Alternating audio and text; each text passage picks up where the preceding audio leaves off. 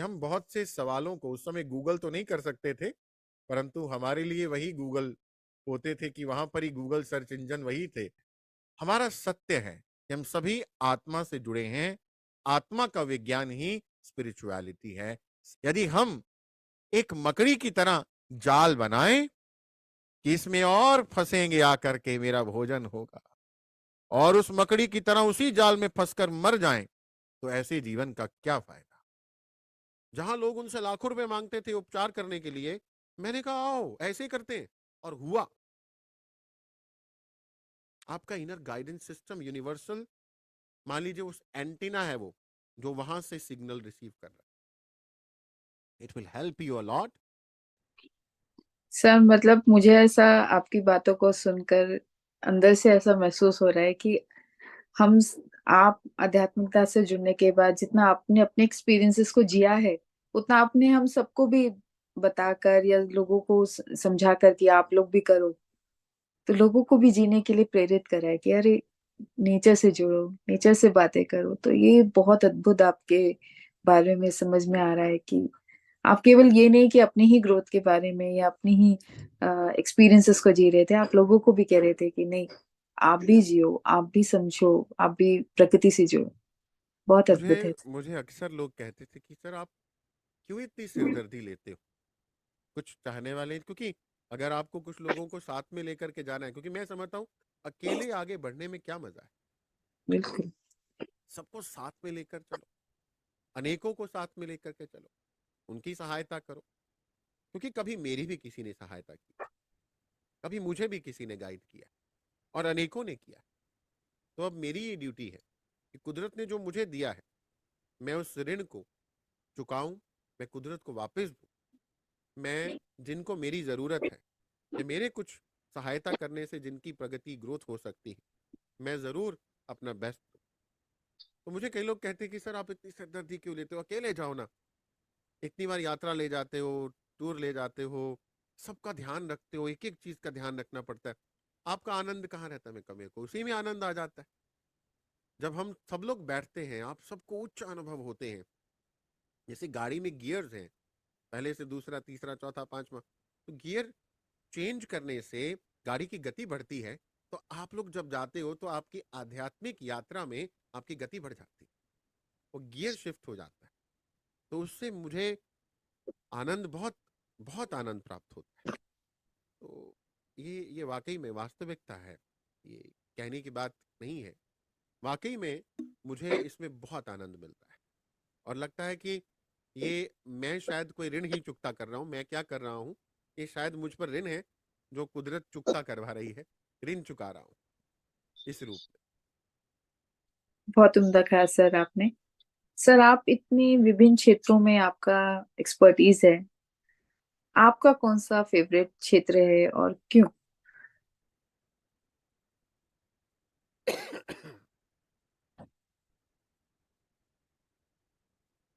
मैं, हालांकि 100 से ज्यादा प्रोग्राम्स अभी ऐसे हैं जो मैं लोगों को सिखा रहा था, बता रहा था, परंतु सबसे ज्यादा जो मैं समझता हूँ इस समय में, वो है कि मन के ऊपर काम करने से जुड़े जो भी ज्ञान, जो भी विजडम, जो भी प्रोग्राम्स हैं, वो मेरे दिल के ज्यादा करीब है।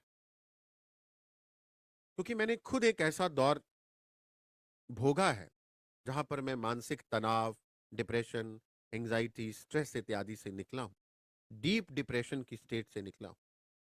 एक ऐसा वक्त था मेरे जीवन में जब मैंने 3 बार सुसाइड अटेम्प्ट किया,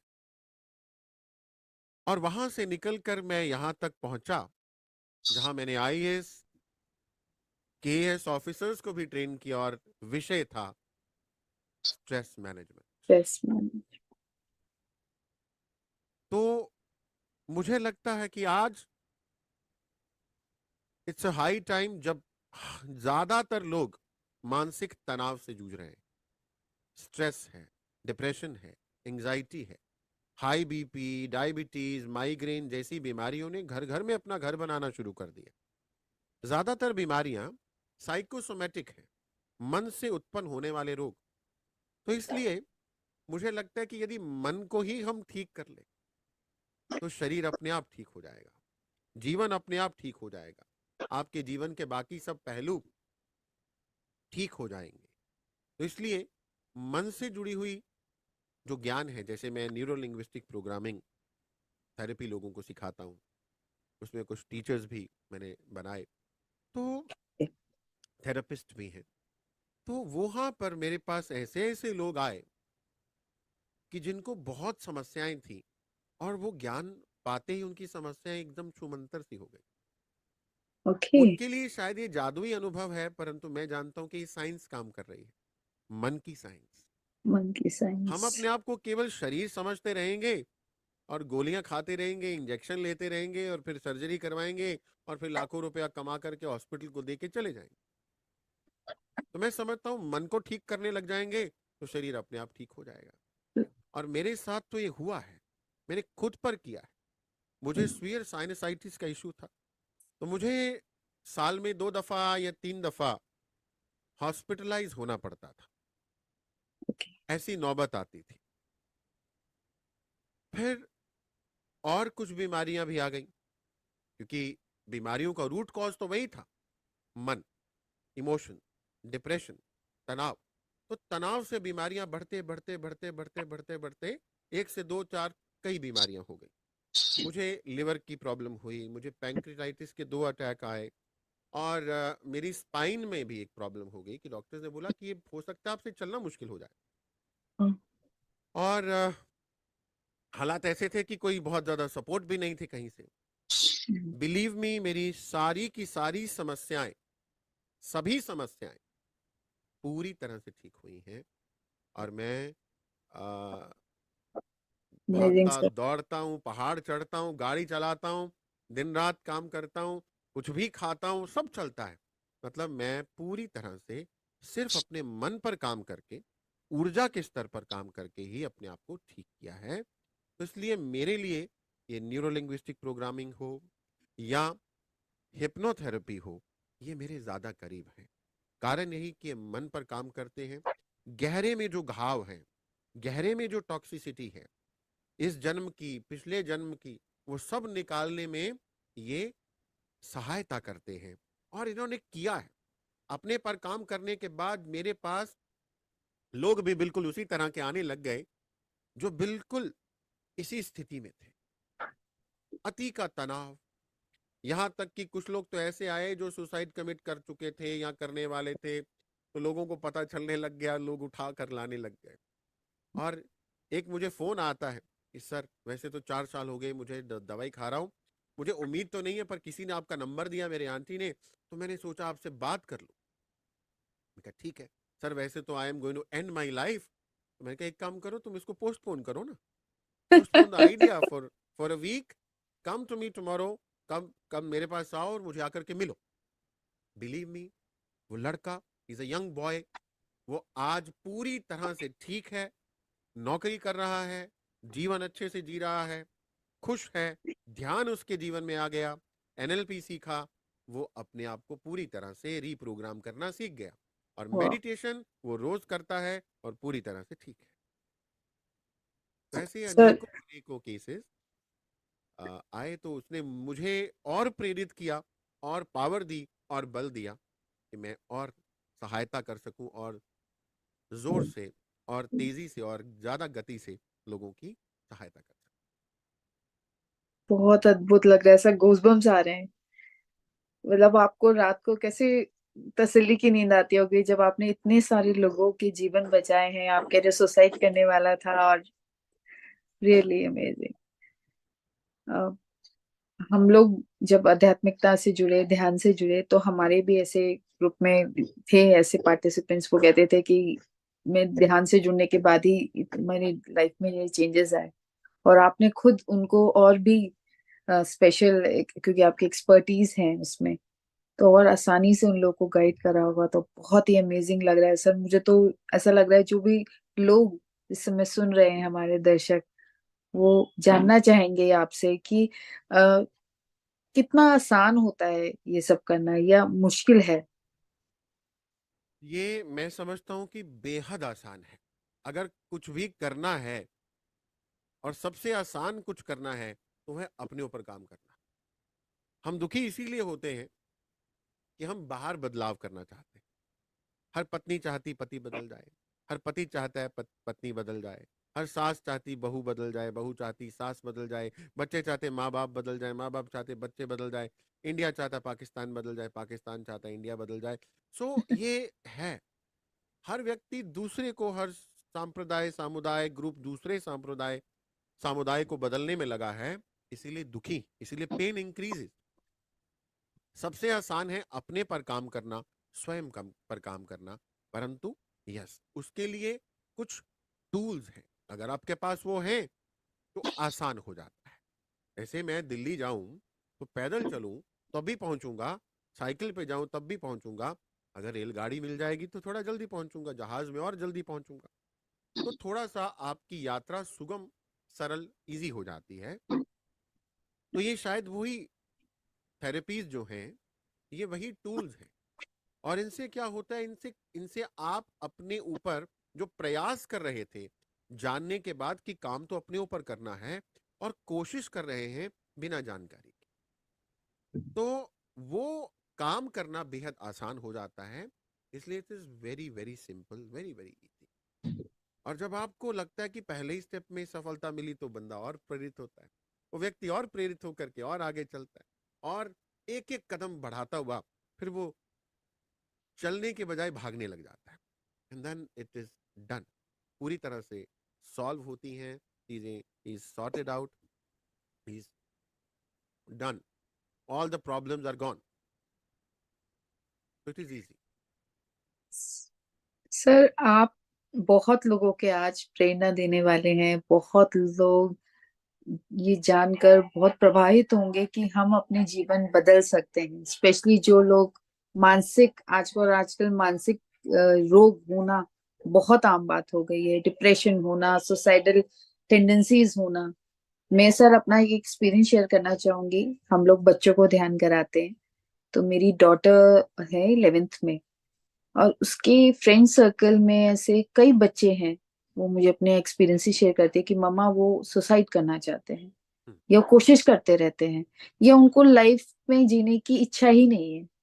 तो सर आप उन छात्रों के लिए क्या संदेश देना चाहेंगे? क्योंकि मैं जब भी सुनती हूँ, मैं एकदम से, कहते हैं ना, क्योंकि मेरा ही बच्चा उस एज का है, तो बहुत सारी बातें दिमाग में घूमती हैं, और हम बच्चों को ही ध्यान कराते हैं, हम बच्चों का ही जीवन बदलना चाहते हैं, तो बहुत सारी बातें घूमती हैं एकदम। पर तभी मैं अपनी डॉटर को काउंसिल करती हूँ कि नहीं बेटा, ये इट्स नॉट एन, मैं सही नहीं है। मैं यहाँ समझता हूँ हम्म।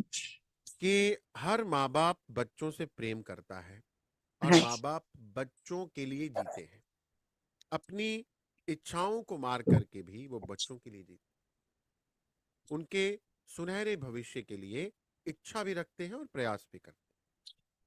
परंतु सबसे दुखद बात यह है कि पेरेंटिंग ऐसी चीज है जो किसी ने किसी को सिखाई नहीं, किसी ने कहीं से सीखी नहीं। आप ड्राइविंग भी करनी है तो ड्राइविंग स्कूल ज्वाइन करते हो, खाना बनाना है तो कुकिंग स्कूल क्लासेस ज्वाइन करते हो, art and craft classes join करते हो, योगा क्लासेस ज्वाइन करते हो, जिम में एरोबिक्स ज्वाइन करते हो, जुम्बा ज्वाइन करते हो। पेरेंटिंग कोई कहीं ज्वाइन नहीं करता, कहीं से नहीं सीखता, बस अपना हक समझते हुए सारे हिट एंड ट्रायल बच्चे के ऊपर कर देते हैं। सो आज का जो बच्चा है वो वाकई में बहुत ज्यादा झेल रहा है। कारण माता पिता, अब बच्चा एक है दो है, माता पिता अपनी सारी अपेक्षाएं, सारी आकांक्षाएं उस पर लाद देते हैं। कंपटीशन है, इनसिक्योरिटी का भाव बढ़ रहा है, माता पिता के अंदर बढ़ रहा है, वो वही डाउनलोड कर देते हैं अपने बच्चे के अंदर, क्या बनेगा क्या बनेगा। और बच्चा जब स्कूल जाता है, कॉलेज जाता है, तो वहां पर भी सब तरफ इनसिक्योरिटीज ही है।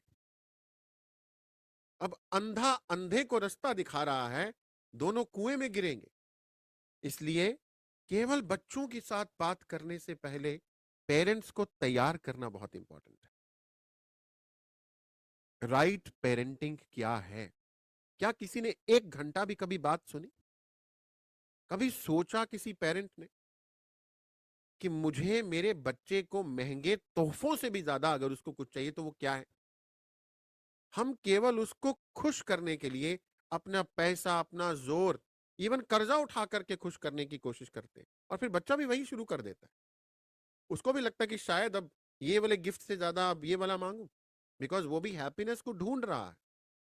और ना हम हैप्पी हैं, ना हम उसको सिखा सकते हैं हैप्पीनेस अंदर ही होती है बेटा।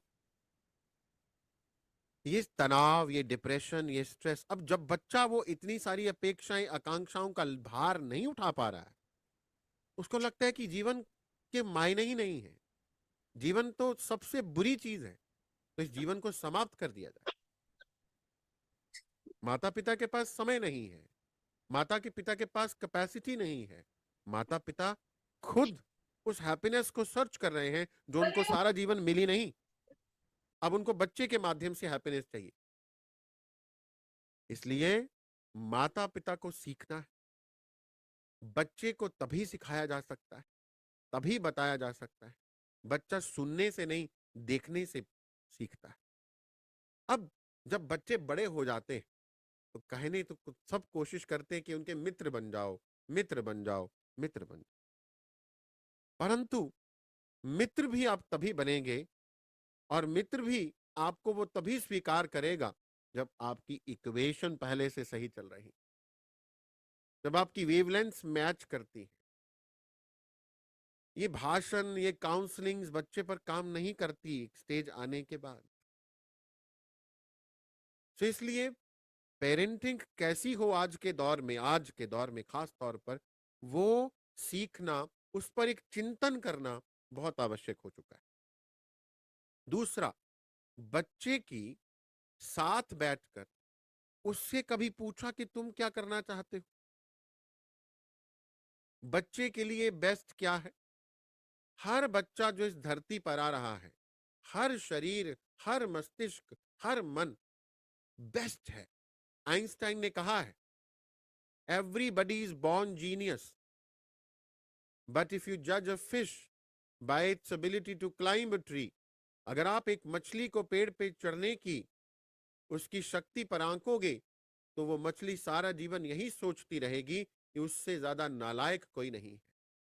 अगर एक घोड़े को तैरने की शक्ति पर आंकोगे तो घोड़े को लगेगा कि मुझसे नालायक कोई नहीं है, परंतु वो घोड़ा दौड़ सकता था, मछली तैर सकती थी। अपने बच्चे के अंदर देखिए उसके पास क्या गुण है। अगर लता मंगेशकर हिस्ट्री टीचर बनती तो शायद पूरा विश्व इतनी सुरीली आवाज से वंचित रह जाता, और वो भी स्ट्रेस में रहती। सचिन तेंदुलकर अगर सिंगिंग में आ जाते तो शायद स्ट्रेस में रहते।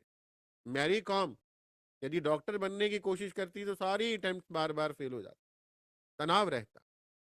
परंतु ये अपने क्षेत्र में कमाल कर गए, नाम बना गए, रिकॉर्ड बना गए, और खुशी और जीवन का हर सुख इनके पास है।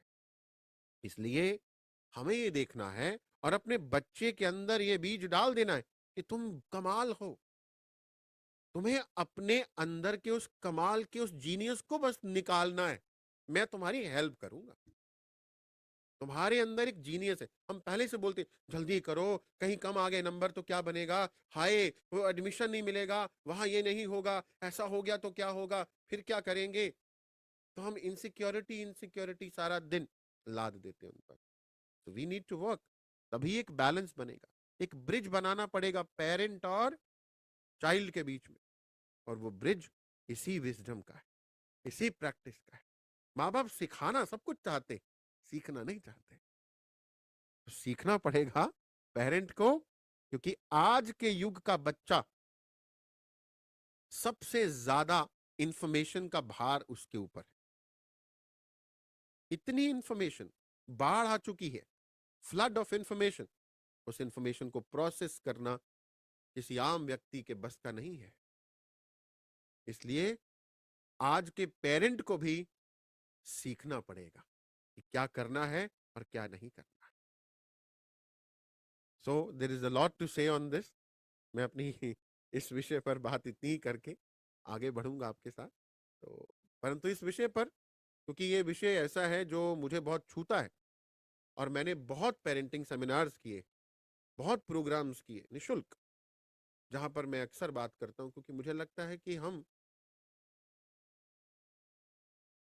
मर्डर केवल शरीर को मारना नहीं होता है, किसी के अंदर के जीनियस को मार देना भी मर्डर होता है। हर व्यक्ति के मस्तिष्क में 80 बिलियन 800 करोड़ न्यूरॉन्स हैं, तो नालायक कोई कैसे हो सकता है? वो 10 हिस्सों में बटे हुए हैं, ब्रेन का हर हिस्सा अलग कामों में मदद करता है, कहीं वो न्यूरॉन ज्यादा हैं कहीं कम। हो सकता है आप उस बच्चे को पकड़कर वहां जोर लगा रहे हो जहां उसका ब्रेन सपोर्ट कम करता है, वो खोजिए जहां ज्यादा करता है। बस बात इतनी सी है। पर इसके लिए पहले खुद को भरोसा दिलवाइए कि मेरे पास जो दिया है ईश्वर ने, कमाल दिया है, तभी उसको भरोसा आएगा जो आपके पास बहुत उम्दा सर। और ये तो आपने जो भी जवाब मुझे दिया है, और जितने भी हमारे दर्शक, स्पेशली पेरेंट्स और यूथ के पेरेंट्स, टीनेज पेरेंट्स सुन रहे होंगे, उनको बहुत समझना की आवश्यकता है। और एक एक पॉइंट आपने जो गहराई से समझा है और समझाया है, जिया है, शायद आपने इन समस्याओं को अपने आसपास लोगों के बीच में, तभी आप इतना ब्रिलियंटली उस चीज को गहराई तक समझकर जवाब दिया है सर। मुझे तो ऐसा लग रहा है आकर जम्मू वहीं पैर छू लूं आपके। तो और ये बात सर, हमें पता सब कुछ होता है, पर हम एक्सेप्ट नहीं करते। एज अ पेरेंट हम मानना ही नहीं चाहते। और आपने बहुत इजीली इस चीज को समझाया है, बहुत इजी वे में समझाया है हम लोग को। Thank you sir, thank you. और हम जरूर चाहेंगे आगे हम किसी भविष्य में आपके साथ स्पिरिचुअल पेरेंटिंग करें, जिससे बिल्कुल, ये कि बहुत जरूरी, बहुत शायद जरूरी है। ये सबसे बड़ी सेवा है। बिल्कुल सर, आप बहुत से कार्यक्रम में प्रशिक्षक रह चुके हैं, कोच रह चुके हैं। आपका कोई पसंदीदा छात्र या किसी चीज से आपने उनको पसंदीदा बनाया, वो बताइए। मुझे लगता है कि हर छात्र अपने आप में अद्भुत होता है, क्योंकि मैं केवल एक माध्यम हूं, वो उस ब्रह्मांड के ही छात्र हैं। मैं केवल एक माध्यम हूं उनके लिए। और मुझे लगता है कि यहाँ पर खास तौर पे अगर आप कोई एकेडमिक्स की बात कर रहे हैं, किसी कॉलेज में किसी को कुछ पढ़ा रहे हैं, तो वहां पर शायद आप चुन सकते हैं कि किसने किन मापदंडों पर अच्छा काम किया, तो उसको चुना जा सकता है। परंतु यहाँ तो बात ही आत्मा की यात्रा की होती है, यहाँ पर तो बात ही जर्नी ऑफ सोल की है, और जो कई जन्मों से चल रही है। तो हर व्यक्ति का अपना एक अनुभव है। मुझे तो लगता है छात्रों से मैं सीखता, मैं उनको क्या सिखाऊंगा, मैं सिखाने बैठता हूं, हर किसी से मैं सीख जाता हूं। तो कई बार एक छोटी उम्र का बच्चा भी एक कमाल का आपको अनुभव दे जाता है, और कमाल का काम अपने ऊपर कर जाता है। और मुझे ऐसा लगता है कि आजकल जो युवा लोग हैं, उनसे हम सबको सीखना चाहिए। ये बात को हटा देना चाहिए कि ये छोटा सा बच्चा मुझे क्या सिखाएगा। 80 साल 90 साल का व्यक्ति भी आज 15 साल से, 5 साल से, 10 साल के, 20 साल के बच्चे से बहुत कुछ सीख सकता है। तो मुझे लगता है कि हर छात्र जो मेरे पास आया, वो अपने आप में खास था, क्योंकि उसे चुना गया था, उसे भेजा गया था, और मुझे उसके लिए एक माध्यम के रूप में, एक कोच के रूप में चुना गया था। तो मैंने बस अपना काम किया, और जब मैंने देखा कि कुदरत ने उस पर इतना काम किया और उस व्यक्ति ने भी अच्छा काम किया, तो मुझे वाकई में जो आप बात बोली कि मुझे संतुष्टि, सेटिस्फैक्शन भरी नींद आई। रात को मैं सुकून के साथ अपने बिस्तर पर गया, और अगले दिन के लिए और ज्यादा जोश के साथ, और ज्यादा पैशन के साथ, और ज्यादा कंपैशन से भर करके उठा, और अगले दिन और काम किया, और कुदरत ने कोई नए स्टूडेंट अगले समय फिर भेजे। तो हर स्टूडेंट मेरे लिए खास है, और मेरे लिए, हर एक के लिए मेरे मन में एक ही मंगल प्रार्थना है कि सब आनंदित रहें। जब आप आनंद से भर जाते हैं तो फिर कुछ और बचता नहीं है, फिर सब हो जाता बहुत सर, आप तो मतलब हम लोगों के लिए एक आइडल है। जिस तरीके से आप परीक्षक लोगों को कर भी रहे हैं, ट्रेनिंग दे भी रहे हैं, कोच हैं, तब भी आप बिल्कुल डाउन टू अर्थ हैं। आपको कोई वो नहीं है, लालच नहीं है, कोई एक्सपेक्टेशंस नहीं है और आप उनसे ही सीख रहे हैं, तो बहुत अमेजिंग है सर। थैंक यू हमें शेयर करने के लिए आपके मन के भावों को। सर, जब आपने आध्यात्मिकता की ओर बढ़ने का निर्णय लिया तो आपके परिवार की कैसी प्रतिक्रिया थी? यहाँ थोड़ा सा परिवार की प्रतिक्रिया थी कि पहले तो वो विरोध में ही थे। शादी मेरी हो चुकी थी जब मैंने निर्णय किया कि मैं मतलब अब और नहीं, अब कोई काम नहीं, अब मतलब अब मैं ध्यान ही करूंगा और ध्यान में समय देना शुरू किया। तो पत्नी को एक इनसिक्योरिटी तो थी कि ये कहीं ज्यादा ही आगे ना निकल जाए, ये कहीं हमसे छूट ना जाए, हमें ना छोड़ दे, इतना वैराग्य ना आ जाए कहीं, क्योंकि इर्द गिर्द हर तरफ अंधकार है, हर तरफ खालीपन है, लोग अज्ञानता से भरे हुए हैं। और जब मेजोरिटी अज्ञानता से भरी हुई रहती है तो थोड़ा और कठिन हो जाता है। तो शुरू शुरू में थोड़ा विरोध था। मुझे अभी भी याद है कि मैं जब रात को सोता था तो मैं अर्ली मॉर्निंग उठ करके नहा करके तो मैं मेडिटेशन के लिए बैठ जाता था, 2 4 5 घंटे जितना भी समय निकल जाए। तो वो रात को मेरा फोन का अलार्म बंद करती थी मेरे सोने के बाद की उठना, ये मतलब it should be, he should live a normal life.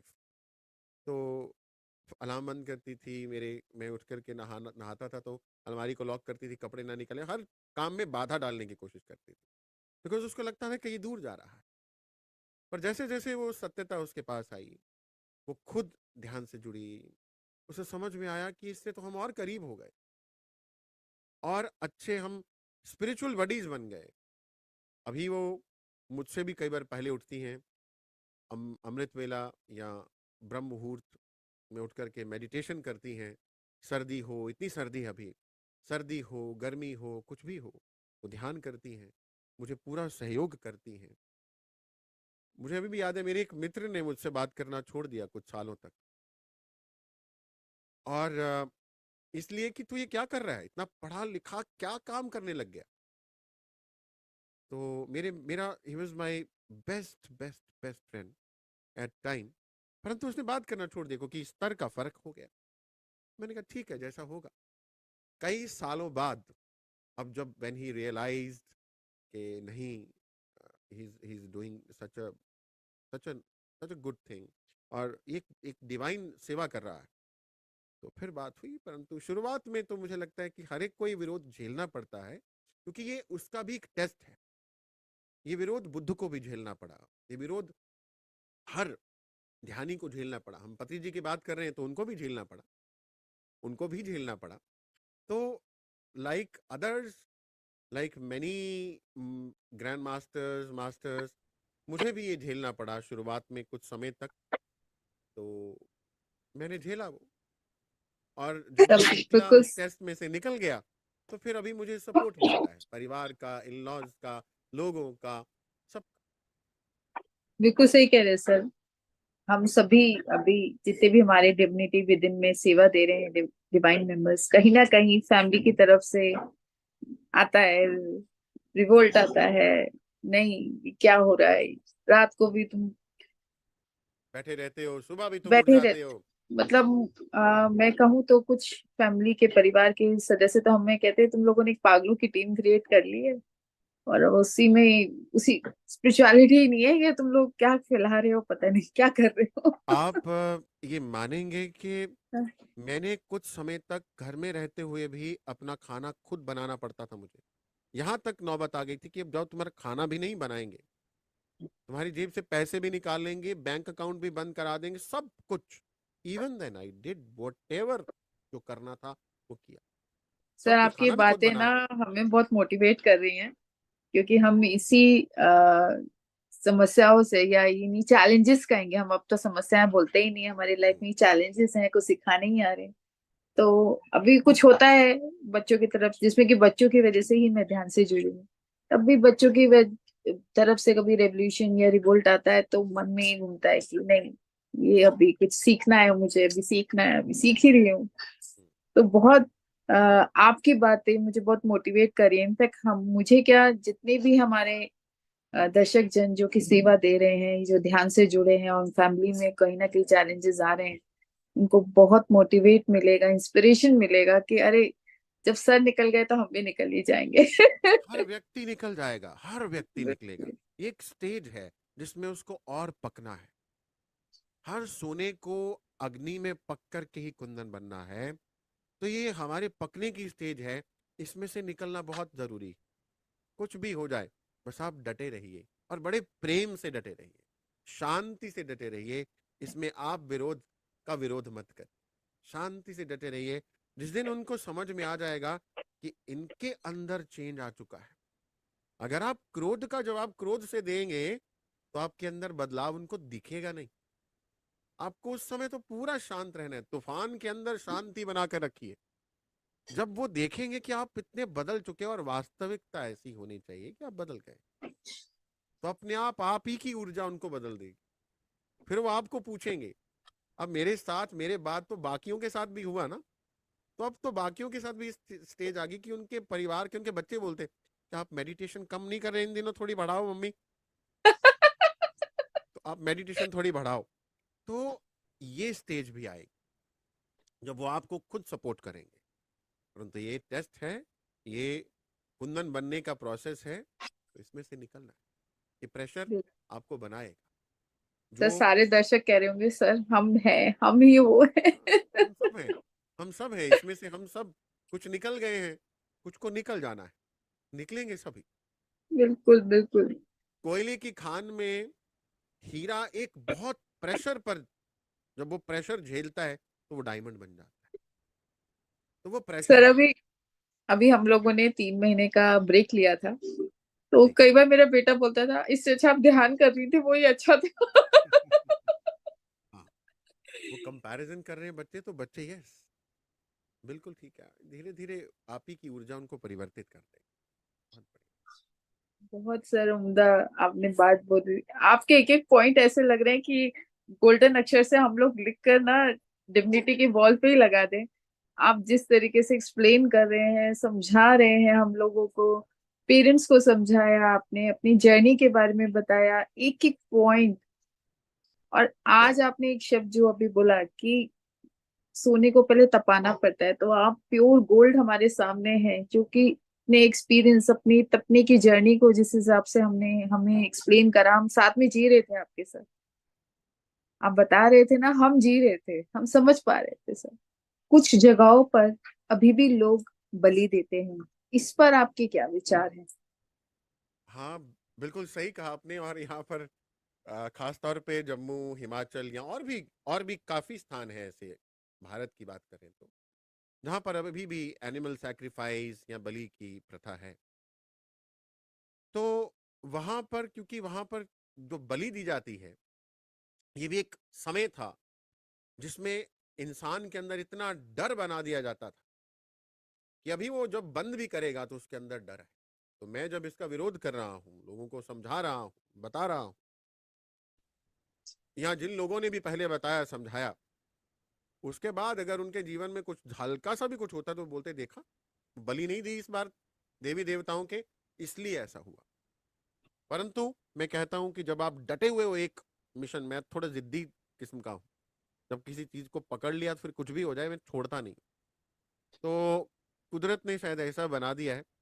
तो मुझे लगता है कि धीरे धीरे धीरे धीरे धीरे धीरे करके, जब आप उनको बोलते, पहले मेरे पास लोग आते थे मांसाहार खाते थे, बोलते छोड़ना तो नहीं पड़ेगा, मैं कहा नहीं, शुरू कर दो मेडिटेशन, कुछ नहीं बोल रहा हूँ, यकीन जानिए, क्योंकि जब आप बहुत सारी कंडीशन रखते हो, पीपल डोंट कम, बिल्कुल they will never come for meditation. मैंने कहा चलो कुछ बिल्कुल। मत करो, don't do any changes, meditation करो। वो करेंगे जी। मेडिटेशन करते करते यकीन जानिए उनका मांसाहार छूट गया अपने आप। अपने आप वो परिवार जहां पे मांसाहार के बिना एक दिन नहीं निकलता था, वहां मांस बनना बंद हो गया, घर में आना बंद हो गया, लोगों का खाना बंद हो गया, बाहर भी खाना बंद, बिल्कुल पूरी तरह से एनिमल सैक्रिफाइस बंद हो गया। ये धीरे धीरे होगा, मेहनत इसके लिए करनी पड़ेगी। ये कठिन जरूर है, परंतु अगर एक, दो, चार, फिर आज 4 से 8 हो गए, 8 से 16 हो गए, धीरे धीरे जब लोग बढ़ने लगते हैं तो फिर बाकियों को समझाना भी आसान हो जाता है, क्योंकि हमारे पास फिर और पॉजिटिव अनुभव होते हैं।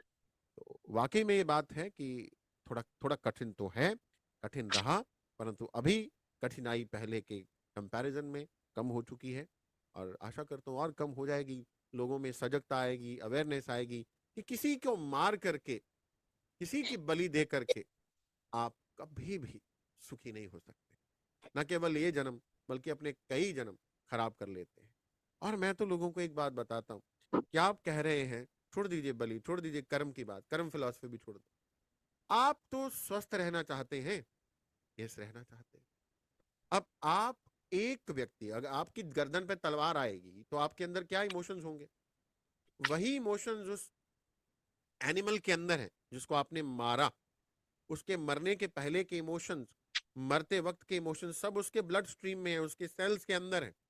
वो सबको पकाकर आपने खाया, आप एक इमोशनल बॉडी को खा गए, अब वही इमोशन आपके अंदर आ गए। इसीलिए क्या है, छोटी छोटी बात पर डर जाते हो, छोटी छोटी बात पर इनसिक्योर हो जाते हो, स्ट्रेस आ जाता है, डिप्रेशन आ जाता है, स्किज़ोफ्रेनिया हो जाता है, ओसीडीज हो जाती, कितनी कितनी बीमारियां आ रही हैं, ठीक है, छोटी छोटी उम्र में आ रही हैं। तो अगर आपको स्वस्थ रहना है और जिंदा रहना है तो आपको ये खाना बंद करना पड़ेगा, अदरवाइज खाते जाओ और खुद एक दिन हॉस्पिटल जाकर लेट जाना पड़ेगा, और किसी दिन हॉस्पिटल वाले भी काट कूट डालेंगे, क्योंकि यही हो रहा है। हम जितनी बीमारियां बना रहे हैं वो हमारे इमोशंस के कारण आ रहे हैं। तो जिस तरह के इमोशनल पैटर्न्स आप अंदर जमा करेंगे, वैसी ही आपकी शरीर की दशा और मन की दशा हो जाएगी, जीवन की दशा हो जाएगी। तो इस बात से थोड़ी सी समझ में आती है बात उनको, फिर जिसको जो समझ में आता है, पीपल अंडरस्टैंड, एंड देन धीरे धीरे people are changing. Sir, revolution या रिवोल्ट आया समाज की तरफ से जब आपने इसके खिलाफ बात करी समाज में? रिवोल्ट ये आया कि लोग आने ही बंद हो गए, जिनको समझ में नहीं आती थी बात वो आते ही नहीं थे, फोन उठाना बंद कर देते थे, बात नहीं करते थे, मैसेज का जवाब नहीं देते थे। तब समझ में आता था कि इनको कौन सी बात बुरी लगी होगी, अच्छा ओके, ये बात इनको बोली, क्योंकि और तो कुछ कहा नहीं था। तो परंतु धीरे धीरे धीरे धीरे धीरे धीरे धीरे धीरे जब उनको हमारी कही बात, क्योंकि हमने क्या किया, एक बीज डाल दिया, एक सत्य बता दिया उनको, आज उनको जबान का स्वाद ज्यादा अच्छा लगता है, आज उनको हमारा सत्य समझ में नहीं आएगा। जिस दिन उनको या परिवार में किसी को बीमारी लग गई, उस दिन वो भागे हुए आते हैं।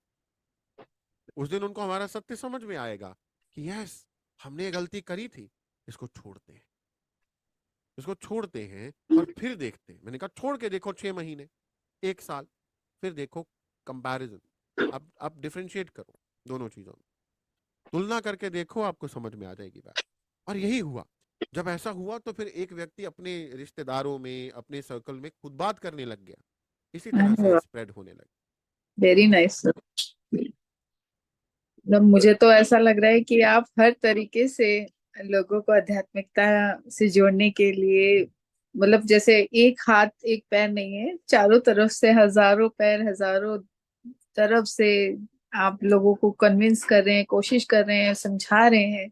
सर, कुछ जगहों पर आप कह रहे हैं कि बलि की प्रथा को आपने एक रेवोल्यूशन के लिए, या आपने उसको लोगों को मना करा करने के लिए, और आपको रिवोल्ट भी आया, लोग आने बंद हो गए, तो आपके मन में या आपने कुछ अपने प्रभु, अपने परम परमेश्वर से कुछ स्पेशल मांगा, या कुछ स्पेशल आपने करा उस चीज के लिए, या आपने कहा ठीक है साक्षी भाव में हूँ मैं, लेट गो? क्या आपका प्रतिक्रिया क्या रही आपकी? प्रतिक्रिया इस पर्टिकुलर केस में, मेरी प्रतिक्रिया, देखिए मैं ह्यूमन एक्सपीरियंस कर रहा हूँ, तो ये तो कहूंगा कि दुख तो मुझे हुआ, परंतु दुख होने के साथ, क्योंकि मुझे लगता था कि ये इसकी ग्रोथ रुक गई, मुझे ये नहीं होता था कि मेरे पास लोग कम हो गए, ये मुझे कभी नहीं आया। मुझे इस बात की फिक्र, पीड़ा, तकलीफ हुई कि इस व्यक्ति की ग्रोथ रुक गई, इसकी स्लो हो गई ग्रोथ। परंतु फिर मुझे लगता है कि मुझे मांगने की जरूरत नहीं पड़ती। मैंने नहीं मांगा कभी भी, मैंने सिर्फ इतना ही कहा कि इनके लिए जो अच्छा है वो हो जाए। और यकीन जानिए कि अपने आप साधन बनते गए, अपने आप स्थितियां बदलती गईं, अपने आप वो लोग आते गए, अपने आप कोई आ, और कोई बीच का रास्ता निकलता गया, अपने आप सब होता गया। और कैसे, बस एक ही मेरी मंगल कामना थी, एक ही प्रार्थना थी कि मेरे पास अगर कोई आए, आज भी वही प्रार्थना है और वही मांगता हूं कि मेरे पास यदि कोई आए तो मैं उसकी सहायता कर सकूं और उसका दुख ठीक हो जाए। या तो मेरे पास आए नहीं, और आप जिसको यहां तक भेज दो जो आ जाएं, तो उनको मैं ऐसी हेल्प कर सकूं, ऐसा सिखा सकूं कि वो अपनी प्रॉब्लम भी ठीक कर लें और औरों को भी हेल्प कर सके। ऐसा कर देना। और यकीन जानिए ऐसा ही हो रहा है पिछले काफी समय से, ऐसा होता जा रहा सर, इतना ज्ञान बटोरने के बाद एक छोटा सा रैपिड फायर राउंड है, है। जी। तो तैयार हैं सर? जी हाँ। आपके लिए सर प्यार क्या है? मेरे लिए प्यार एक सबसे सुंदर अनुभव, जो इतना सूक्ष्म है जिसको शब्दों में बयान करना पॉसिबल नहीं है। मेरे लिए प्यार शरीर का टच या कोई जेस्चर, कोई पोस्चर नहीं है। मेरे लिए प्यार केवल केवल एक इनर एक्सपीरियंस है, सबसे ज्यादा सूदिंग, सबसे ज्यादा दिव्य अनुभव। आपके लिए जीवन में हम पहला गुरु कैसा है? मेरे लिए जीवन में पहला गुरु माँ, माँ समान है। और कौन था? माई? नहीं, मेरी माँ को तो मैं गुरु मानता ही हूँ, परंतु मेरे गुरु को मैं कई माओ, करोड़ों माओं का दिल यदि मिला दिया जाए ना, तो वो मेरे गुरु की स्थिति बनती है, वो मेरे गुरु का दिल बनता है, जो मेरी इतनी गलतियों के बावजूद भी मुझे फिर पकड़ लेते हैं। कभी कान भी पकड़ लेते हैं तो कभी फिर से लाइन पे ले आते हैं। बस एक ही बात है कि लाइन से हटने नहीं देते हैं। तो इसलिए कहा कि मेरे लिए गुरु, करोड़ों माओं का दिल मिला लिया जाए ना, तो वो मेरे गुरु का दिल है, वो है मेरे लिए गुरु। सात्विक भोजन? सात्विक भोजन, सात्विक भोजन मेरी, अब मेरी बॉडी यहाँ तक कि चाय को भी रिजेक्ट कर देती है। तो सात्विक भोजन, मैं खुद कुकिंग कर लेता हूँ। और मुझे लगता है कि मेरे माता जी ने मुझे जो कुकिंग सिखाई थी, क्योंकि हम तीन भाई थे, तो तीन भाई थे, तो उन्होंने जो कुकिंग सिखाई वो इसीलिए सिखाई कि मुझे काम आनी थी जिंदगी में। तो मैं बाहर भी रहा और सब रहा, और मुझे कुकिंग में तकरीबन 1,000 से ज्यादा डिशेस बना लेता हूँ आज, बहुत सारी कुजीन्स। और उसमें मैं कहीं कुछ हो भी तो सात्विकता ले आता हूँ। मैं भोजन, लोग अक्सर कहते हैं कि बहुत अच्छा बनाता हूँ, खुद तो अपनी तारीफ क्या करूंगा, परंतु खाने वाले जब ये कहते हैं तो मैं और ज्यादा संतुष्ट हो जाता सर, उसमें आपकी ऊर्जा भी है, आपके भाव भी है, तो सब कुछ मिलाकर और भी टेस्टी हो जाता होगा। दे आर हूँ। जी। So lucky, they are having आपके हाथ का बना हुआ खाना खा रहे कभी हैं। कभी कभी आपको भी खिलाएंगे। बिल्कुल सर। सर, पिज्जा या आलू भरवा? मुझे लगता है पिज्जा को भी आप आलू के साथ बना सकते हैं, एक नया, है ना। आप आलू को भी क्यों छोड़ें और पिज्जा को भी क्यों छोड़ें। आप उस सात्विक पिज्जा बना सकते हैं, देसी पिज्जा बना सकते हैं। सर, आपका ये सवाल देखकर अगर दर्शक में बच्चे होंगे बहुत खुश हो जाएंगे, वो अपनी मम्मी से कहेंगे सात्विक पिज्जा बनाओ, पर पिज्जा तो बनाओ। हाँ, सात्विक पिज्जा बनाओ, क्यों नहीं बनाया जा सकता है। क्योंकि सुंदर। जब भी हम किसी को कोई चीज छोड़ने के लिए बोलते हैं तो दैट्स वेरी पेनफुल। तो आप उसमें बदलाव कर दीजिए। मैं अपने बेटे के लिए करता हूँ generally, I cook for him. आपकी लाइफ में सुंदरता क्या है? मेरी लाइफ में सुंदरता यह है कि जब आपका मन सुंदर होने लगता है तो आपके बाहर की स्थितियां बहुत सुंदर हो जाती हैं। जब तक आप बाहर की स्थितियों को कोसते रहते हैं कि ये खराब है, वो व्यक्ति खराब है, ये स्थिति खराब है, मेरे हालात खराब हैं, ये बहुत बुरा है, ये बहुत कुरूप है, ये बहुत बदसूरत है, ये बहुत टफ है, तब तक आपके जीवन में वो बरकरार रहती हैं और वो परेशानियां, वो बदसूरत चीजें, वो कठिनाइयां वो बनी रहती हैं। जब जब ये मैं अपने ऊपर, अपने अनुभव की बात कर रहा हूँ, कि जब अपने ऊपर आप काम करते हो, अपना मन आपका सुंदर हो जाता है, तो आपके पास एक भी खराब व्यक्ति, जैसे गंदी नाली का कीड़ा है, वो रेशम के ऊपर रखोगे तो वो तड़पेगा, वो भाग जाएगा वापस गंदी नाली में। तो जो बुरा व्यक्ति था वो अब आपके पास आएगा ही नहीं, आपके पास कुछ भी बदसूरत रहेगा ही नहीं, कुछ भी खराब रहेगा ही नहीं, सिर्फ सुंदर सुंदर सुंदर सुंदर सुंदर हो जाएगा।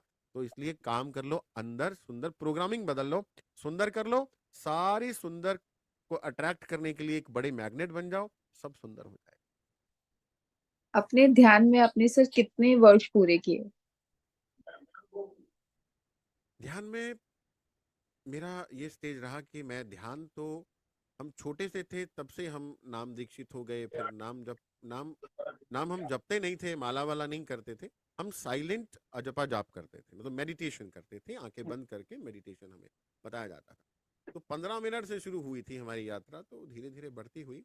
अगर मैं बोलूं कि पूरी तरह से अवेयर हो करके, तब भी मुझे लगता है कि it is more than 15 year. Sir आपको वो ध्यान बोरिंग लगता है? नहीं, मुझे लगता है कि ध्यान एक ऐसा समय है जब आप ध्यान में हो कि आप अपने इर्द गिर्द से कहीं, मतलब you can do whatever you want, you can create whatever you want to create, आप क्रिएटर हो। तो जब तक हम फंसे हुए रहेंगे कि ये नहीं हो रहा, वो नहीं हो रहा, ये क्यों नहीं, तो वो हर क्यों का जवाब आपको ध्यान में मिल सकता है। हर चीज को आप क्रिएट कर सकते हो, को क्रिएटर बन सकते हो। तो मुझे तो ये सबसे इंटरेस्टिंग लगता था, इसी से मैं ध्यान में बैठता था। मैं सुबह बैठता था, फिर शाम को मौका मिलता था, कभी भी मुझे होता था कि मौका मिले सही, 15 मिनट है 15 मिनट के लिए बैठ जाओ, 20 मिनट है 20 मिनट के लिए बैठ जाओ, 2 घंटे हैं बैठे रहो। तो मुझे इसी चीज ने प्रेरित किया, और मैं आज ये आदत बन चुकी है, कहीं भी मुझे अकेले में समय मिलता है, बैठ जाता सर आपको इतने वर्षों से आप ध्यान कर रहे हैं, कौन से ऐसी चीजें आपको लगता है अभी भी आपको अंदर से चुभती है, या आपको अंदर से दर्द है, या आपको अपने अंदर वो बदलाव लाना है? पीछे कुछ ऐसा समय हुआ जब मेरे लिए कुछ बहुत बड़ी स्थितियां आ गई, तो कुछ ऐसे लोगों से कुछ ऐसी चीजें हो गई जिनको शायद साधारणतः क्षमा करना इतना सरल सरल सहज ना हो पाता। और मुझे भी लगता है कि लोगों से ऐसा अनएक्सपेक्टेड सा बिहेवियर, ऐसा कॉन्स्पिरेसीज, ऐसी सब चीजें जो उम्मीद नहीं की थी, वो सब आना। तो उसके बाद कुछ समय मुझे लगा, समय मतलब वो सालों का नहीं, महीनों का नहीं, परंतु फिर भी समय लगा, तो मुझे लगता है कि मुझे इस पर और काम करना था कि वो क्षमा करने की आवश्यकता ही ना पड़ती।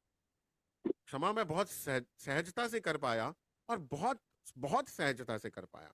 जो लोग शायद वो जानते हैं उन स्थितियों को, इतनी बड़ी बातों के बावजूद मैं उन लोगों को प्यार दे रहा हूं, आज भी प्रेम दे रहा हूं। क्षमा तो बात की बात है, परंतु मेरे मन के भाव की मैं आपको बात बता रहा हूं कि मेरे मन में आया कि मैं इनको क्षमा कैसे करूं। तो बस मैं थोड़ा और एक कदम आगे जाना चाहता हूं कि मुझे क्षमा करने की आवश्यकता ही नहीं पड़नी चाहिए थी। क्षमा करने की आवश्यकता तब पड़ती है जब आपको लगता है कि किसी ने बहुत बड़ा आपके ऊपर अत्याचार कर दिया और आप क्षमा कर, तो मुझे लगता है वो होना ही नहीं चाहिए। अब मुझे मुझे अपने ऊपर वो काम करना चाहिए कि क्षमा की आवश्यकता नहीं पड़नी चाहिए। ठीक है, जो हुआ ठीक है, it's okay। ज्यादा सर से ज्यादा वही 48 मिनट। क्षमा करने की जरूरत ही नहीं पड़ती, तो हम किसी को बार बार लगातार अगर हम क्षमा करते हैं हम्म। तो वो कई बार टेकन फॉर ग्रांटेड भी ले लेता है फिर। देखिए, यहाँ पर आपको तय करना पड़ेगा, यहाँ पर आपको कृष्ण के जैसे रहना पड़ेगा कि अगर आप किसी को केवल सिखाने के लिए गुस्सा करना चाहते हैं, चोर चोरी करता जा रहा है तो आप उसको पुलिस को नहीं पकड़ाओगे, क्षमा करते जाओगे, तो वो तो उसका जीवन बर्बाद करने की बात है। उसको ठीक करने के लिए आपको नाटक करना पड़े, परंतु आपके अंदर आघात नहीं होना चाहिए ना, आपके अंदर से ये बात चली जानी चाहिए। अर्जुन बेहद प्यार करते थे भीष्म पितामह से, बेहद, बहुत प्यार करते, परंतु कृष्ण जी के कहने पर गीता ज्ञान के बाद अर्जुन ने उनको तीरों की सेज पर लेटा दिया। अंदर प्रेम है, परंतु उनके कर्म के लिए वो जरूरी था। तो अंदर प्रेम होना चाहिए आपके, आपका एक्शन कुछ भी हो, इंटेंशन ज्यादा मैटर करती है, एक्शंस नहीं।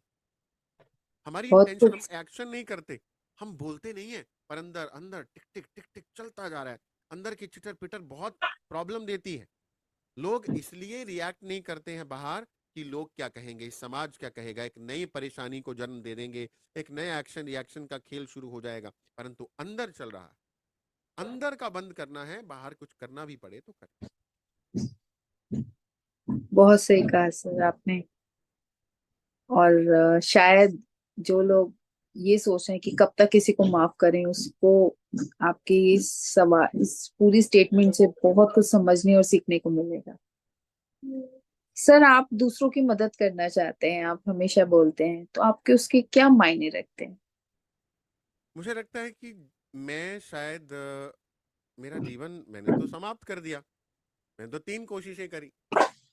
मेरे को अगर यहाँ तक रखा गया और जब मैंने सोचा कि थर्ड टाइम दैट मीन्स कि मेरा जीवन कुछ बड़ा है, तो मुझे जब ये जीवन मिला तो ये जीवन उस कुदरत की अमानत है। मुझे वो सब कुछ जो कुदरत ने दिया, मैं अपने जीवन से बेहद खुश हूँ, बेहद धन्यवादी हूँ, सो ग्रेटफुल कि एक लाइफ में इतना कुछ सीखने को मिला, एक लाइफ में इतना विजडम, एक लाइफ में इतने सारे टीचर्स का गाइडेंस, एक लाइफ में इतना घूमना फिरना, एक लाइफ में इतना भ्रमण, एक लाइफ में इतना प्यार, एक लाइफ में इतना सब कुछ मिल जाना। तो अगर मुझे मिला तो इट इज माई ड्यूटी कि मैं बांटता जाऊं। ये देखे बिना एक पेड़ जैसे फल देता है तो पूछता नहीं किसको जाएगा, एक नदी जल देती है तो पूछती नहीं कौन पिएगी, इसी तरह से गाय जब दूध देती है तो ये नहीं पूछती कौन पिएगा। बस इसी तरह से मुझे देना है, ये भाव मेरे अंदर अपनी ही इस जर्नी के बाद आया। और ये हर दिन पक्का हो जाता है जब मुझे लोगों के टेस्टिमोनीज, लोगों के अनुभव और ज्यादा शक्ति देते हैं, तो मैं और हिम्मत से लग जाता हूँ। ऐसा नहीं है कि बस भागता जा रहा हूँ। इस रास्ते पर चलना, मैं बोलता हूँ, कांटों की धार पर, तलवार की धार पर चलने के बराबर है, क्योंकि बहुत कुछ है। People will not appreciate, people will not like. लोगों ने बुद्ध को, राम को, कृष्ण को, सीता को नहीं छोड़ा, तो किसी और को क्या छोड़ेंगे। बहुत कुछ कह सकते हैं, परंतु उनसे भी कोई नाराजगी नहीं। वो हमें और पक्का करते हैं। वो हमें इसलिए पीन देते हैं कि जैसे ही हमारा पुराना जख्म ठीक होने वाला हो, कहीं हम फिर से संसार की माया में ना घुस जाएं, संसार की माया हमें घेर ना ले।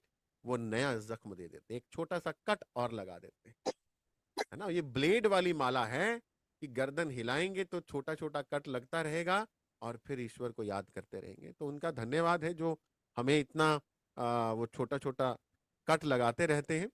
परंतु मैं जीवन के लिए, जीवन में मिले हुए हर आशीर्वाद के लिए, हर नियामत के लिए बहुत बहुत धन्यवादी हूँ।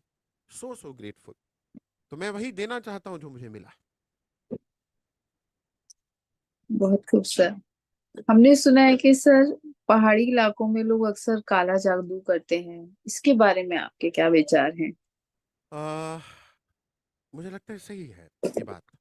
परंतु अगर हम ये कहेंगे कि किसी व्यक्ति का नुकसान काले जादू के कारण हो गया, तो ये बात बिल्कुल ऐसी है कि हम कहें कि एक 20 माले की बिल्डिंग फुटबॉल लगने से गिर गई। अब एक 20 माले की बिल्डिंग फुटबॉल लगने से गिर गई, वो तभी गिरी क्योंकि बिल्डिंग बहुत कमजोर हो चुकी थी।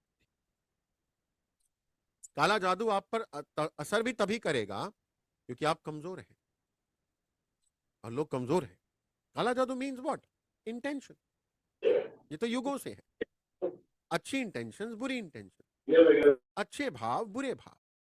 अगर बुरे भाव हैं किसी के, वो आपको प्रेम नहीं भेज रहा, आपको ईर्ष्या भेज रहा है, आपको नफरत भेज रहा है, आपसे जेलिसी करता है, एनवियसनेस, रिवेंजफुल का भाव है उसके अंदर, तो वो आपके ऊपर असर कर रहा है। उसमें वो किसी की सहायता ले ले, तंत्र मंत्र यंत्र जो मर्जी कर ले, आप कमजोर हो तो वो काम करेगा, नहीं तो नहीं करेगा। मैंने खुद ये झेला है और मैंने बहुत हेल्प किया लोगों को। I guided number of people, believe me, number of people. जहां लोग उनसे लाखों रुपए मांगते थे उपचार करने के लिए, मैंने कहा आओ ऐसे करते हैं, और हुआ।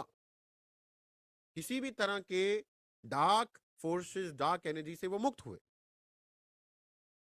मुक्त क्यों हुए? बिकॉज उनकी अपनी अंधेरे का रिवर्स क्या है? लाइट। लाइट बढ़ गई। जब लाइट बढ़ जाएगी तो डार्कनेस, वही गंदी नाली का कीड़ा रेशम पर तड़पेगा, वो डार्क एनर्जी तड़पने लग गई और भाग गई। बस इतना सा काम है तो सही, परंतु कमजोरी, काम गलत जगह नहीं करना है, काम अपने ऊपर करना है, अपनी लाइट को बढ़ाना है। सर, डू तो दैट। आपके पास अगर केसेस आते थे, तो आप किस तरीके से उनको? आई डोंट नो मेरे को क्या गाइडेंस आता था, मैं क्या करता था, बट ज्यादातर लोग रिलीफ ठीक हो जाते क- पता ही नहीं कैसे होता था, आई डोंट नो। अभी पीछे किसी के घर पे ऊपर छत पे आवाजें आती थी, दर दर दर दर दर दर दर दर, ऊपर जैसे कोई दौड़ रहे। तो कुछ महीने लगे रहे ऐसे ऐसे, तो मैं को वो घर पे, मैं कहा अपने घर ले जाना, जाके देखेंगे। Believe me, I went there. मुझे मैं कंडक्ट किया उस सोल से, उसने कहा कि इन्होंने, मैं तो इनकी वो बड़ी चाची हूँ, मैं प्रेग्नेंट थी, मुझे मार दिया गया, और मैं अब इनके बदला लेने आई हूँ, क्योंकि जब मैं आग लगाकर मर रही थी तब मैं बोल रही थी इनको कि मुझे बचाओ। तो नहीं मतलब देयर इज सम स्टोरी। तो मैंने बोला अब इनको क्या चाहती हो तुम, अभी तुम्हें ध्यान की एनर्जी देते हैं, will give you energy so that तुम आगे बढ़ जाओ। तो मैंने उनको गाइड किया कि डू दिस, मेडिटेशन करो एक्स्ट्रा थोड़ी इसके लिए भी, एंड बिलीव मी आवाजें बंद होगी आनी। Amazing sir. हम मूवीज वगैरह में ही ज्यादा ये सब बातें देखते हैं, रियल लाइफ में हमें पता ही नहीं है क्या हो रहा है।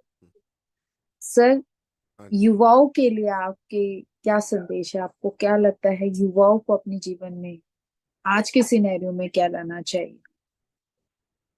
मुझे लगता है युवाओं के लिए ये समय एक बहुत खास समय है। इस समय में चैलेंजेस तो जरूर बड़े दिखते होंगे, परंतु इस समय में अपॉर्चुनिटीज भी पिछले किसी भी समय से कई हजारों गुना ज्यादा है।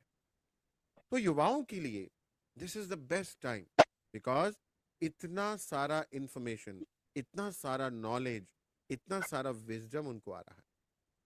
परंतु एक खतरा भी है। जब बाढ़ आती है तो वो नुकसान करती है, क्योंकि वहां पर कोई नियंत्रण नहीं होगा तो नुकसान होगा।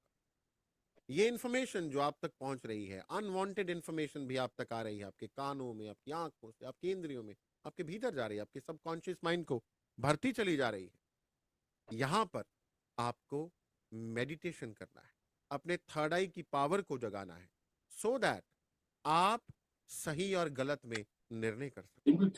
आप ये जान सको कि आपके लिए क्या सही है और क्या गलत, क्या आपको लेना है, क्या नहीं लेना है, कौन सा व्यक्ति आपके साथ सच बोल रहा है, कौन सा व्यक्ति झूठ बोल रहा है, कौन सा व्यक्ति आपको चीट कर रहा है, कौन सा व्यक्ति नहीं, कौन सी अपॉर्चुनिटी आपके लिए अच्छी है, कौन सी अपॉर्चुनिटी नहीं। ये तभी हो पाएगा जब आपका इनर गाइडेंस सिस्टम आपका साथ देगा। और इनर गाइडेंस सिस्टम को एक्टिवेट करने के लिए आपको कुछ समय मेडिटेशन जरूर करना होगा, और नियमित रूप से करना होगा। अपनी आध्यात्मिक स्किल्स को बढ़ाना होगा। आध्यात्मिकता, अगर आपके मन में कहीं भी कभी भी ये आता है कि आध्यात्मिकता आपका समय लेगी और समय वेस्ट होगा, 1 घंटा, आधा घंटा, जो भी समय आप लगाएंगे, तो आपके ये जो कंपटीशन की दौड़ चल रही है, आपकी पढ़ाई है, आपके बोर्ड एग्जाम्स हैं, कॉम्पिटिटिव एग्जामिनेशंस की तैयारी करें, उसमें समय का हर्जा होगा, तो बिल्कुल गलत है। आपकी कैपेसिटी कई हजार गुना बढ़ जाएगी।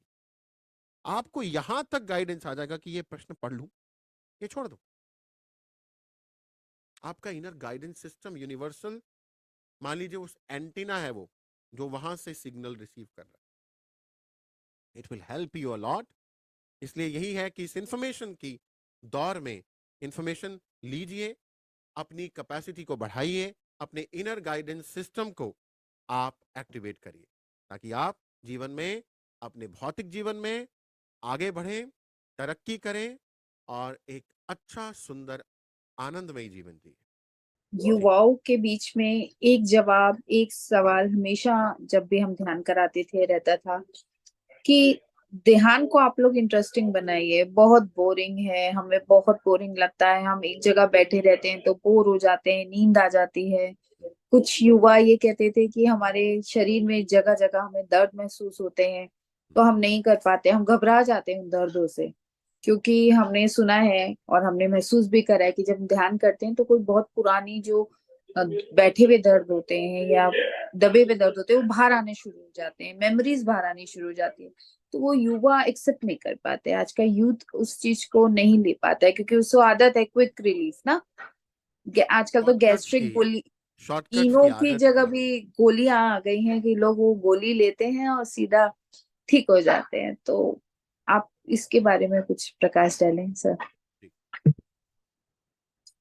मैं ये समझता हूं कि एक सदी के महान वैज्ञानिक ने भी एक बात बोली कि इंसान के पास उसकी बहुत बड़ी शक्तियों में से एक शक्ति है कल्पना शक्ति, इमेजिनेशन की पावर का इस्तेमाल करना।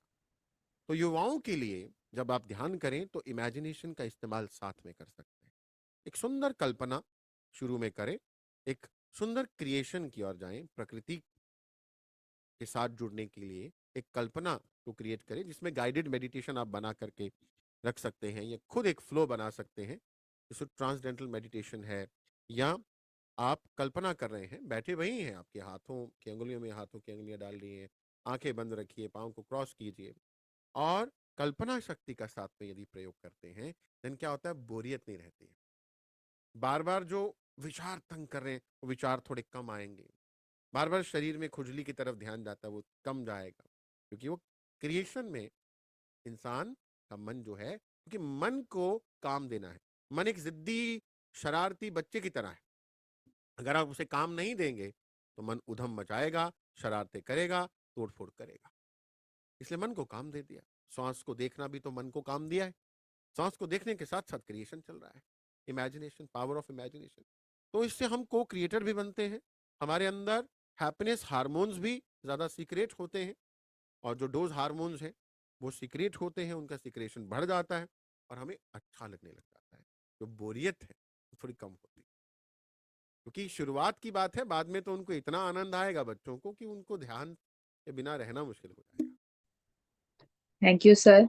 आशा करती हूँ आपके सुझाव और आपके इस पूरे कैसे हमें मेडिटेशन करना है यूथ को समझ में आया होगा, और आज का युवा अपने अपने परेशानियों को छोड़कर अपने अंदर जाने की कोशिश करेगा, ध्यान से जुड़ेगा। Thank you sir, thanks a lot. पर आखिरी में जाते जाते, क्योंकि आजकल एक नई ऊर्जा हम सबके बीच है, रामलला की ऊर्जा, अयोध्या की ऊर्जा, तो एक सवाल तो उसका भी बनता है, और वो है आपको, जब हम प्राण प्रतिष्ठित मूर्ति को आपने देखा तो आपके मन में क्या भाव आए और आपको कैसा लगा?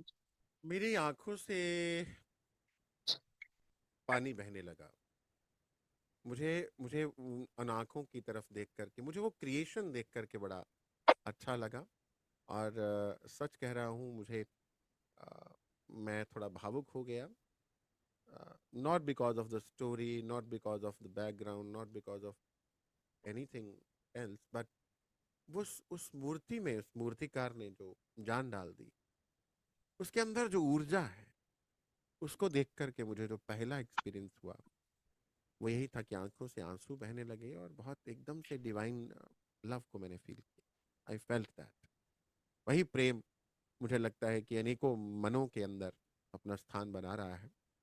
और वो जो एनर्जी है वो दूर दूर तक लोगों को हील कर रही है, लोगों के मन को हील कर रही है और करेगी, ऐसी मैं प्रार्थना करता हूँ, मंगल कामना करता हूँ।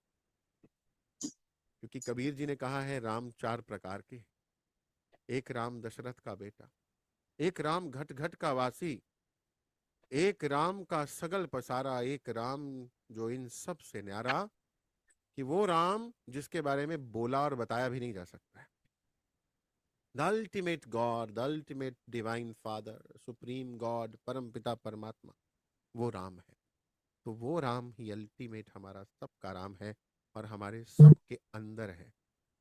तो उसको भी हम विराजित करें, उसकी भी मन के अंदर इस शरीर को अयोध्या बना करके, राम मंदिर बना करके प्राण प्रतिष्ठा करें और सभी के अंदर वो रामलला विराजित हो।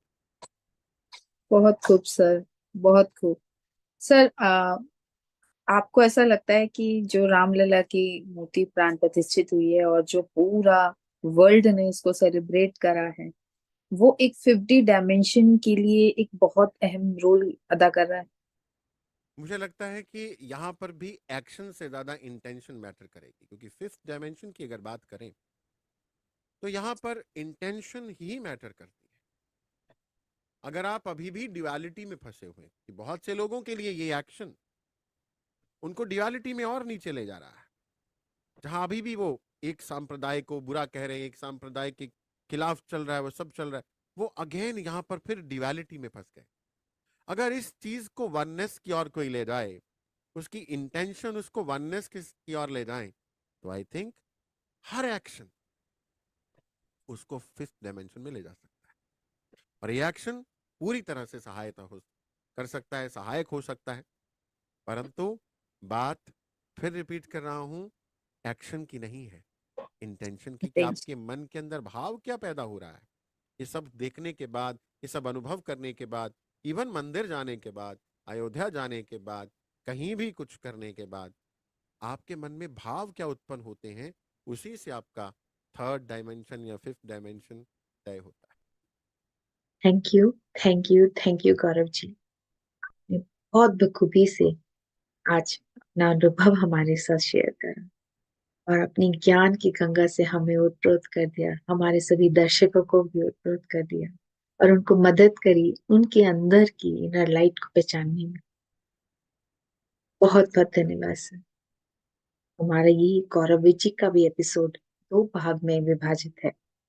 आप दोनों पार्ट्स अवश्य देखिएगा और आगे आने वाले सभी पॉडकास्ट को देखिएगा, ज्ञान को पाइएगा और इन सभी आध्यात्मिक मास्टर्स के अनुभवों से अपने आप की लाइफ के चैलेंजेस को समझिएगा, अपनी इनर लाइफ को जानिए और डिविनिटी विद इन चैनल को लाइक, शेयर और सब्सक्राइब अवश्य करिएगा।